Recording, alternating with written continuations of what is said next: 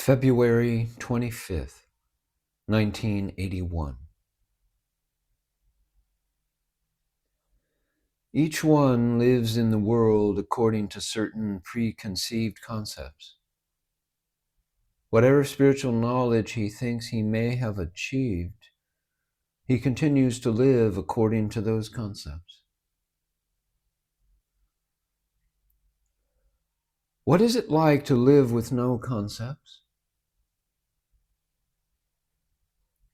Any answer given to you will be a concept. How can one know that he is beyond concepts? Merely to understand without the slightest doubt, with great conviction, that there is a state prior to the arising of this consciousness. That itself is sufficient. How can one differentiate between just having the thought of it and living it? How do you understand anything? Any knowledge of any kind that you think you have can only be in consciousness. How can the consciousness which came later give you any knowledge about that state which exists prior to its arrival? Any thought that you have reached or are going to reach that state is false. Whatever happens in consciousness is purely imaginary, like a hallucination. Therefore, keep in mind the knowledge that it is consciousness in which everything is happening. With that knowledge, be still. Do not pursue any other thoughts which arise in consciousness. What is necessary is to understand with sure conviction that all is temporary and does not reflect your true state.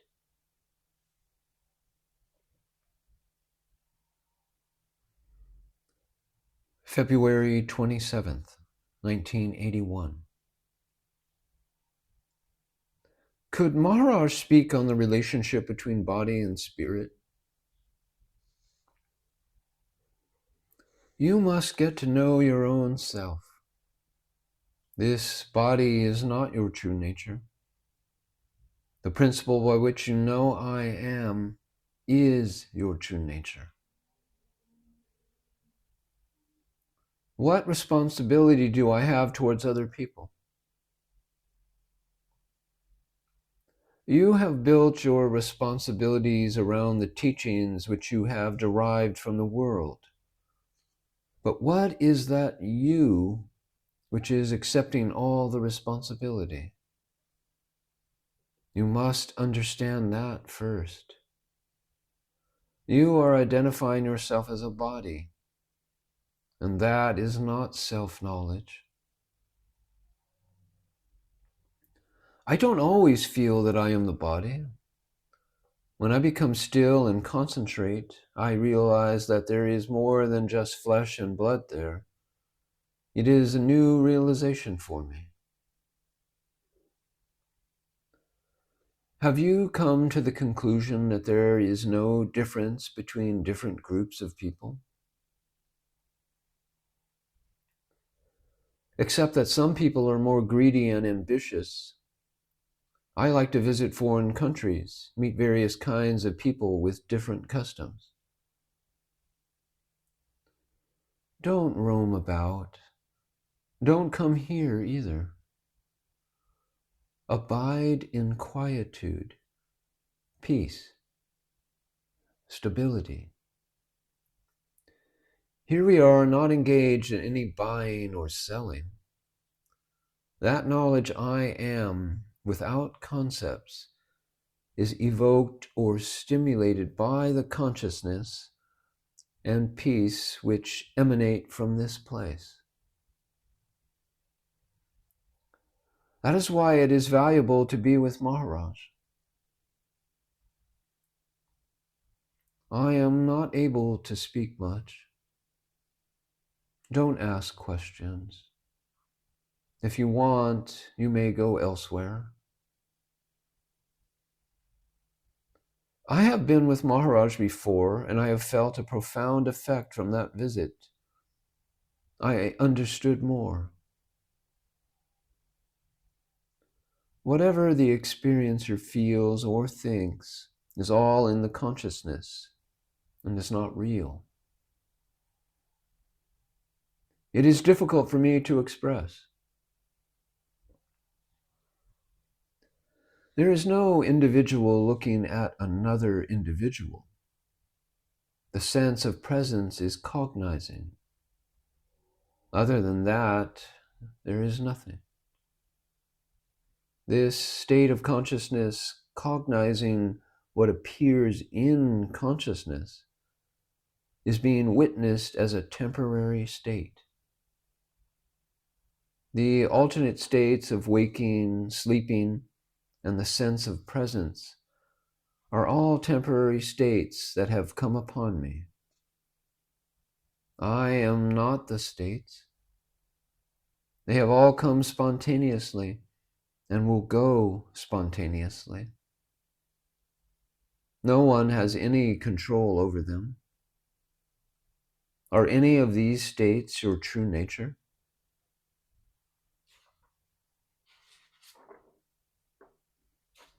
The sense of presence is what I feel I am. Will that remain permanently? You must understand that truth is not changeable. Truth is constant and eternal, whereas the combination of these three states has come upon you and were not there earlier.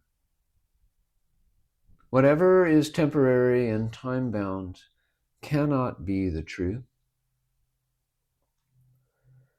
It is good, as far as it goes, that you have identified with this sense of presence. But understand that even that is temporary and not your true nature. The most important thing for you is the I am. Just be that, and the necessary guidance will come.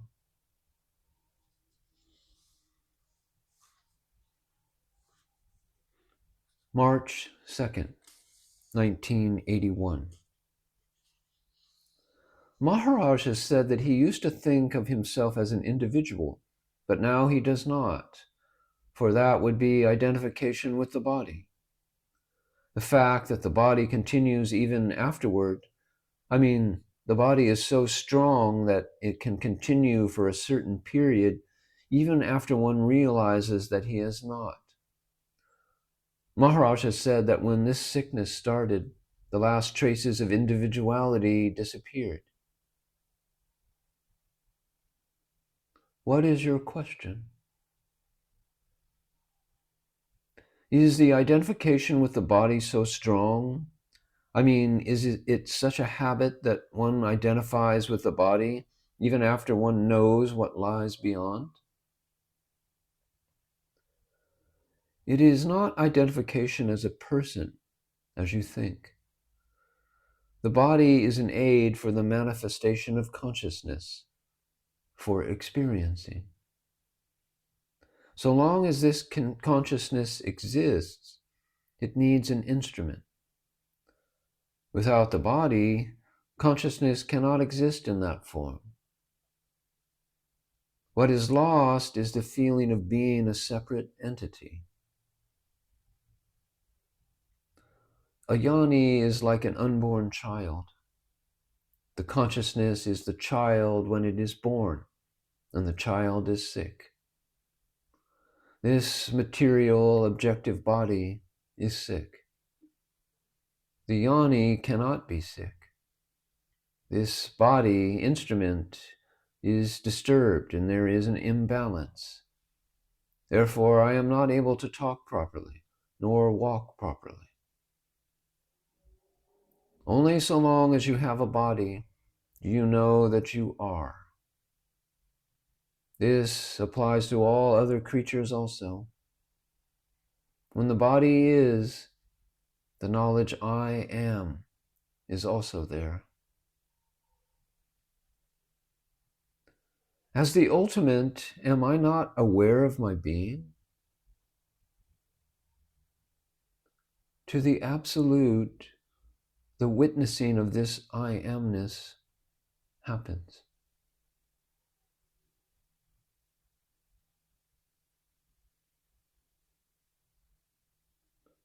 March 4th, 1981.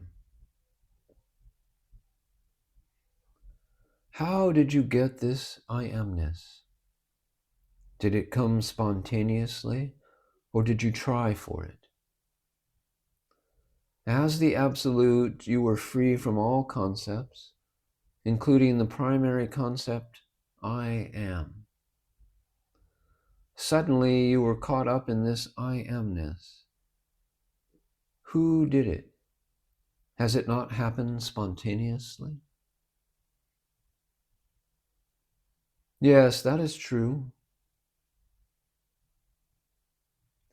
You did not have this concept I am in the course of the 9 months in the womb. Understand this state of affairs. The concept of I am comes spontaneously and goes spontaneously. Amazingly, when it appears, it is accepted as real. All subsequent misconceptions arise from that feeling of reality in the I amness. Try to stabilize in that primary concept, I am. And in this way, lose that, and with it, all other concepts. Why am I totally free? Because I have understood the unreality of that I am. I offer my salutations to all the prophets and creeds and religions, because I know they are not real. They are only the play of this consciousness. The truth, the eternal, cannot be witnessed. It ever prevails. In your true state, there are no words, but you think yourself important, and you embrace many words. Poor human beings are caught between worldly life and spiritual life. 1 in a million understands all this play of consciousness and transcends it. What is death? Death is also a hearsay. Have you experienced death? Having followed the course of spirituality, you have come to the end of personality, and there is no more human being. There is only impersonal consciousness. In this realm of consciousness, all that is going on is dynamic playfulness, a process of functioning. There is no differentiation in this process as to a person, an entity, a community or creed or religion. In the flash of your consciousness, all this play is going on. The play will come to an end.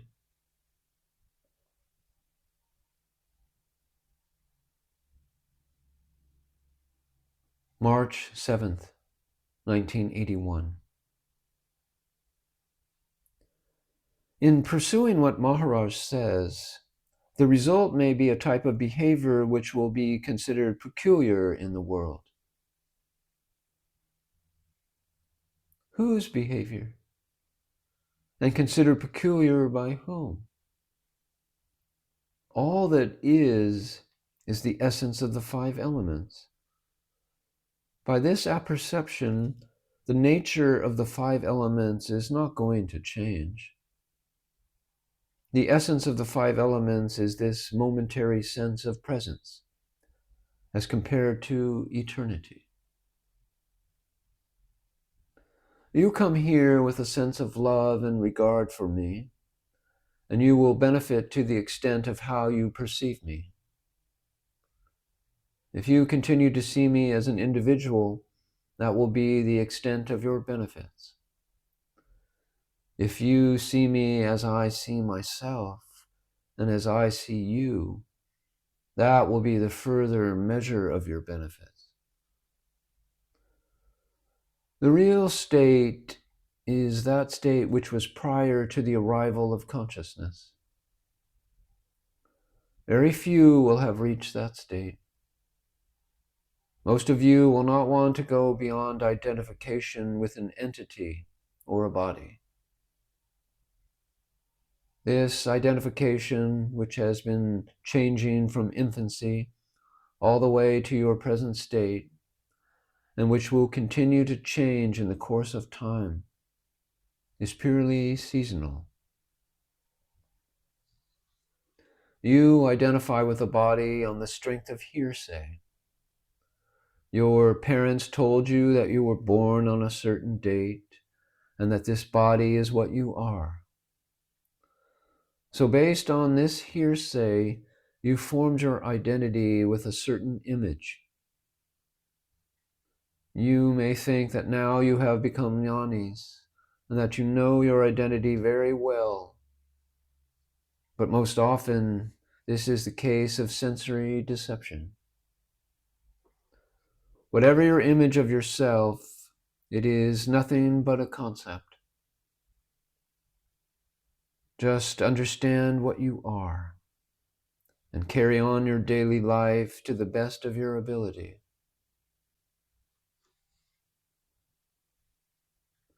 Is daily puja, worship, being observed here? Yes. Here the worshipper is the consciousness, and the object of worship is also the consciousness.